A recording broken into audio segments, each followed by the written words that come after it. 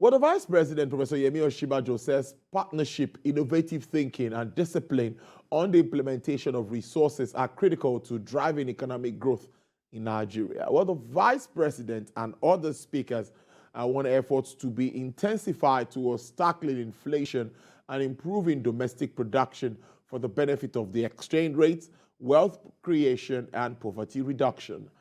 Professor Osinbajo spoke at the 28th Nigerian Economic Summit, which is ongoing in Abuja. Coincidentally, it's important to note that inflation figures are expected in any time from now, either later today or tomorrow. Let's see if there will be an increase or a decrease. Or would this increase be so significant this time round? Well, joining us to understand both issues, he's an economist and a tax manager at PricewaterhouseCoopers, Mr. Abiodun Kayode Ali. Thank you so much. It's good to have you via Zoom today. Not the normal you in the studio, but it's good to see you all the same. Thank you for your time. Thank you for having me, Tolu. Well, yeah, let's start with the Nigerian Economic Summit. It's the 28th edition of this summit, and it's ongoing in Abuja. Now, what do you think? A lot of talk. But this time around, they are looking at planning ahead of whoever becomes the CEO next year and all of that. What do you think should be the important takeout from this gathering? Okay, thank you once again for having me, Tolu. It's interesting that we're having this virtually this time. Okay, so like you said, the most important thing for me would be action, right? And like you said, it's the 28th Economic Summit group that we're having, and we've had lots of it in the past. And the question is, by how much as most of these gathering or this roundtable committee, by how much have they been able to change things subsequently, right? So I think one key thing for me, which I've seen as one of the themes that is being discussed in that particular summit group, has to do with execution, right? So if you look at the themes, the thematic areas that are being discussed, one of them has to do with the improvement, delivering macroeconomic stability in such a way that it enhances shared prosperity. Another aspect of it has to do with investment in human capital, investment in the future. But two key areas for me, which is one of the things that you've identified, has to do with execution. Because if you think about it, there is this popular saying that we've become so conversant with in Nigeria, and that is that Nigerians were good when it comes to planning, but when it comes to execution, when it comes to implementation, that's where we kind of struggle, right? So execution is going to be a key thing. It's one of those themes, and it's something that I think going forward, we should actually take note of. But the question is, how exactly are you going to monitor execution? And that's where we have things such as performance measurements, right? There needs to be a kind of well-defined plan, as well as targets, right? Targets that are to be met. And there needs to be that kind of transparency such that the public are able to view what is being going on vis-a-vis what had been agreed. So I think that's a very key component. And the last thematic area, which is also being discussed, has to do with leadership. And it's good that all this is coming pre the election year. So those are the key things I think that we should be considering. The last two I mentioned, execution and also leadership. I think those are two key things that one should be paying attention to in this 28th Economic Summit group. Well, it's a good way to start this conversation. Let's talk about information technology, ICT technology, and all that is expected from that space. It seems players in the industry want Nigerians to take advantage of this sector. Are we doing as much as we should be doing? And what can gatherings like this help to, create that better environment for that sector to thrive? Okay, thanks for mentioning ICT. So ICT is actually very important, information, communication, and technology. It's quite key in these current times that we found ourselves in, right? And you can actually attest to its benefit, especially when you look at what happened in 2020, right? 2020 was a unique year for the whole world. And if you even consider that we're currently having this conversation via Zoom virtually, right? So a key thing that it can do is that it helps in bringing stakeholders together. That's one important thing. The current ongoing summit that is taking place in Abuja, if you even look at it, not all stakeholders would attend physically, but yet you could still get ideas, right? You could get ideas from people who probably have other assignments to do. But if you look at it in terms of the economy now, right, things have changed. You don't expect to do things the old way we used to do it. If you look at it in terms of banking, the banking sector, excuse me, if you look at it in terms of the banking sector, you don't do business by going physically to a bank, right? The brick and mortar. You don't do that any longer. You simply use your phone. You can send and transfer money. So a lot of things have changed. And a lot of businesses, especially the small and medium scale enterprise, which actually is the backbone for any economy, right? A lot of these small businesses, they've started carrying out transactions via using technology, right? And this has actually helped to create awareness for their business, and it has also helped in creating that kind of customer base, diversifying customer base, right? You can imagine what happened back in time. I think 2021, early 2021, when there was the Twitter ban, right? You can think about how it impacted lots of businesses, right? So I think in that regards, ICT is actually doing a lot, right? Both in terms of employment, also in terms of facilitating trade and transactions. ICT is actually doing a lot. And you can see that even from there's been different talks about taxing that particular space, right? It's actually doing quite a lot for us. There is also the what's it called, the excise duty that is being levied on telecoms, right? Because the government is seeing potential in that particular sector.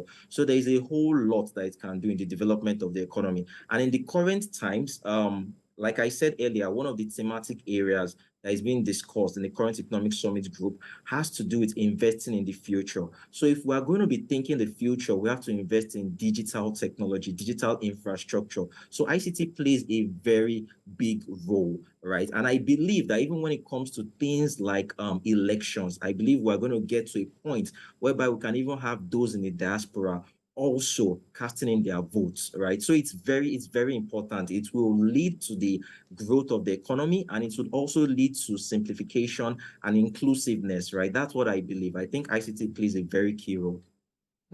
Let's move on from there. And this discussion also around public-private partnership has come to the fore again. That's talking about government not being able to run all of this businesses or infrastructure development, one or two things without the private sector's involvement. But creating an enabling environment for the private investor is also something that is very important. So which comes first? And what do you think about public-private partnership in our country? Okay, so the PPP model is quite key in any economy, very key in every economy, any economy, right? You've heard a lot of times that they say that government has no business in business, right? So you can't do it as well as the private sector, because the private sector is set up to make profits, right? So there is that drive. And if you think about it, the government doesn't have all the finances, right, to fund critical infrastructure. So that's why it's very key that you have that PPP model. And if you think about it, one thing that is quite key is also creating an enabling environment. So Tolu, if you think about the 2021 to 2025 National Development Plan, that plan on its own, it's actually private sector led. If you think about it from that perspective, think about it. First of all, the plan is expected to lift about 35 million people out of poverty. The plan is also expected to create about 21 million full-time jobs.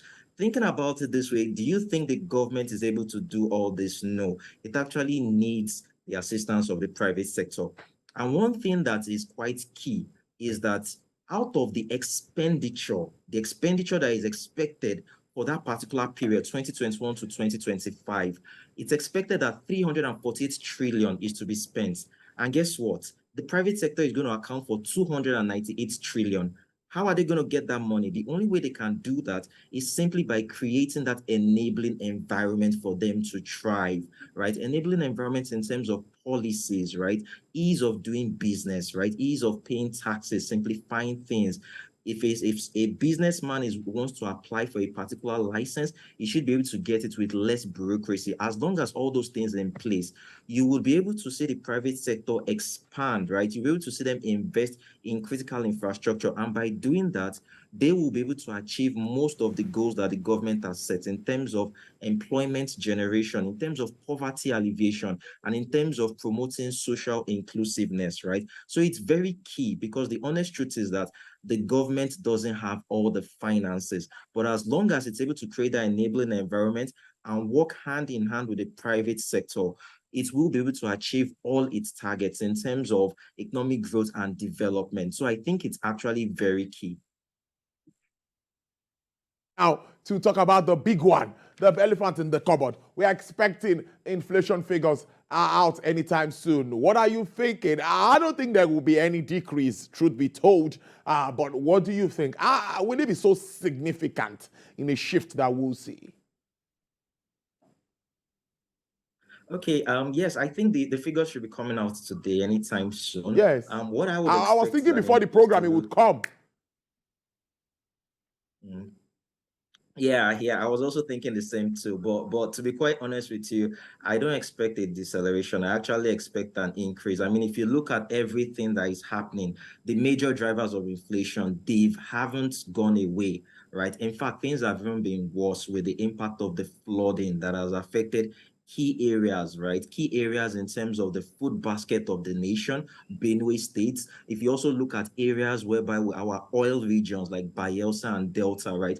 The flooding has actually impacted such areas last month, right? And even currently, a lot of people being displaced. So I think that is going to actually aggravate inflation. Also, you want to look at global oil prices. They haven't gone down, right?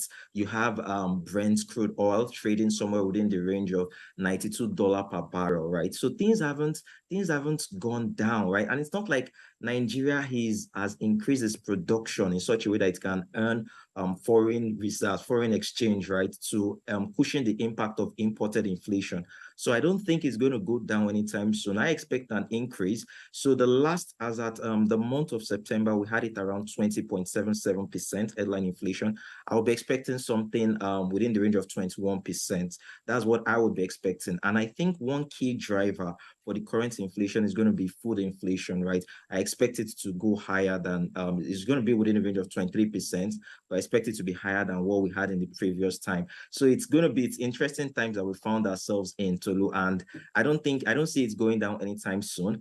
And do you know one interesting thing, which I must say? I remember the first interview I had with you in January. The World Bank actually predicted at that point in time that Nigeria is going to experience one of the highest inflation rates, right? So I do think that we're actually getting to that point, given the things that are happening both externally and also internally. And to be quite honest with you, it's just sad that is definitely going to cause a squeeze, right, in the purchasing power of individuals, right? The vulnerable is going to cause a squeeze. So what we'll be seeing soon is that we're going to see a lot of people actually changing the way they feed, right? Because a lot of people actually spend about 50% of their income on food, right? So I think it's going to cause a squeeze in households and businesses. That's what I see, Tolu. About flooding, which is actually important. But I would always want to still ask that issues around global economic issues, we are not insulated from all of the effects of this, and it keeps hitting us badly. And some say we might be heading for a recession. How scared or how worried are you? We've had 2 recessions already as a country in President Buhari's administration. Heading into another recession might not be the way to go at all. What are you thinking? You are the economist. Okay, yeah, you're quite right. We've had 2 recessions, the first in 2016 and the second in 2020. But like you rightly said, Nigeria is actually not insulated from external shocks, right? The global shocks that we face. But if you think about the cause of the recession that we actually found ourselves in, the cause had to do with the first one in 2016 had to do with a drop in global crude oil prices, right? And Nigeria were actually heavily dependent on crude oil, and that's the major source of our foreign earnings, right? To the point whereby, like they say, if anything affects the oil price, or if what's it called? The oil price sneezes globally, Nigeria catches a cold, right? So as long as prices are still high within the range of $92 per barrel, right? I still think Nigeria can still sustain itself because, like you said in your news reports, right?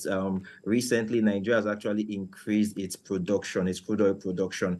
I think we've hit 1 million barrels per day, which is going to be like the highest in the past 2 months, although it's still below the 1.8 million barrel per day quota that has been given to us by OPEC. But I think Nigeria can still strengthen itself. If you also think about the 2020 recession that we had, which was triggered by the pandemic, right, and a low demand for crude oil, prices of crude oil were trading as low as zero, right, even to a point whereby people were even paying people to take off those oil from them, right, going to a minus negative territory somewhere in April 2020. As long as the crude oil prices are still high, I think Nigeria can still take care of itself, cater for itself, right? So I don't see that worry of going into a recession anytime soon. And if you look at the last report that we had, right? I think the growth was somewhere within the range of 3.5 or 3.4%. So I don't foresee that recession, even though we've had other economies like the United Kingdom going into such. I don't think Nigeria will go into any such recession anytime sooner. So I think we're fine with that regards. Before I let you go, this discussion around cost of governance is coming up again and even popped up at the NESG forum yesterday. I see you nodding already, and they said there's a drastic need to disincentivize top public office holders. This has been suggested that they need to clamp down on corruption, make office unattractive, and all of that. Do you think that could help us, particularly at this time when we grapple with revenue issues? Yes, Tolu. So if you even think since we got the Orosai report, right, this issue has always come up over and over again, right? You see a lot of public officers, right, who are practically not being productive, right? Their productivity levels are low, and you have instances whereby there are duplication of functions, right? And this is actually eating into our revenue, our resources, right? And that's why we have to be thankful to some private organizations like Budget, who are able to identify lots of duplications, right, in terms of projects.